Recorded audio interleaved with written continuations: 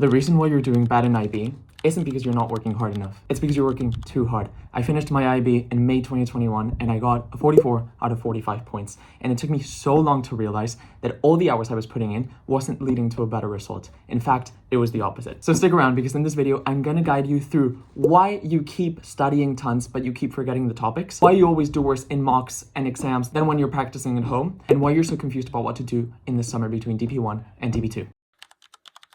I understand the frustration. You keep studying a topic, you move on to another topic thinking you understand it, and when you go back to it, you've forgotten. What the hell is that about? That is because of the way you study. Most of us have been taught since kids to study in one way, which is extremely ineffective. And it's so easy to stick with it and do it throughout the rest of your life. But I'm going to teach you how to change that to be more effective and put in less hours to get better results. The switch you need to make is from passive recall to active recall. What is that? Passive recall is what you do 90% of the time, which is you take the textbook or the notes that your teacher has given you, you change it into your own notes. So maybe you rewrite it or you summarize it, and then you read your notes, highlight them, annotate them with a pen, and read them over and over again until you know them by heart. That is passive recall, and it is a waste of time. It's not like you can't get good grades with it. Of course you can. I did this for years and got really good grades, but it takes double or maybe triple the amount of time than if you do active recall. Active recall is where you engage your brain when studying. So if you study by using flashcards, by doing past papers, by blurting, you're doing this right. It basically involves recalling the information rather than just reading it, because when you're reading, it is passive. I'm sure you can remember an instance when you were reading your notes and suddenly you forgot that you were even reading. When you're doing active recall, this is impossible because you're actively engaging your brain. So if you're studying for a biology test, the way to do active recall is get the first topic and start saying it out loud in your room or to a friend, to a family member, whatever. And then after you've done it, go back to the textbook, see what you missed, highlight that and study that again. Then go again out loud and you'll see that after 2 or 3 rounds, you'll know it and it'll take way longer to forget than when you're just reading from a piece of paper. So this is the first thing that you need to implement, switching from passive recall to active recall.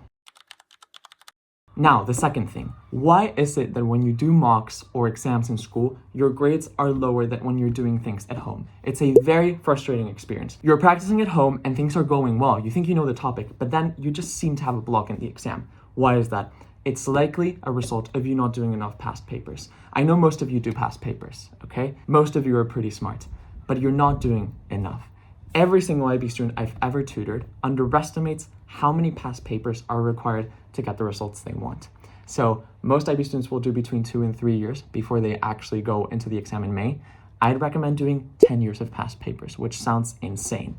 But if you dedicate a lot of the time that you're using to study to do past papers, you'll see how your knowledge is much better integrated because you're actually studying types of questions that IB asks. And trust me, IB repeats the questions that they ask constantly. They are always using the same type of questions. I've even seen questions that are basically identical. So when you do all of these past papers, your brain starts to build these models that when you then see the questions, you're able to answer almost automatically. Caveat that most people say is that you haven't done all the content, so you can't do past papers. That's simply not true. If you haven't studied some of the concepts, just skip them. That is totally fine. But practice with the questions that IB gives. You'll see how your grades improve.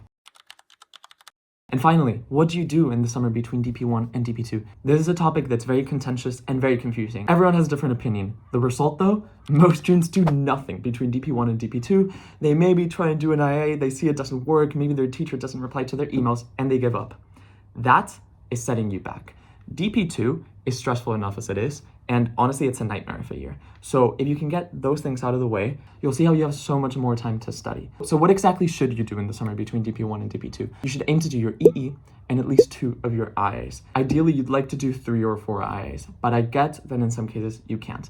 But aim to do 2. No excuses. Everyone can do this. An IA can take a weekend to do if done properly. So don't complain about not having time. Sit down, do the work, and you'll see how in DP2 you are highly rewarded. So now what? I'm fully conscious that most of you will leave this video, go to another one, and do absolutely nothing about it. And you know what? They're probably gonna stay stuck with the grades they already have.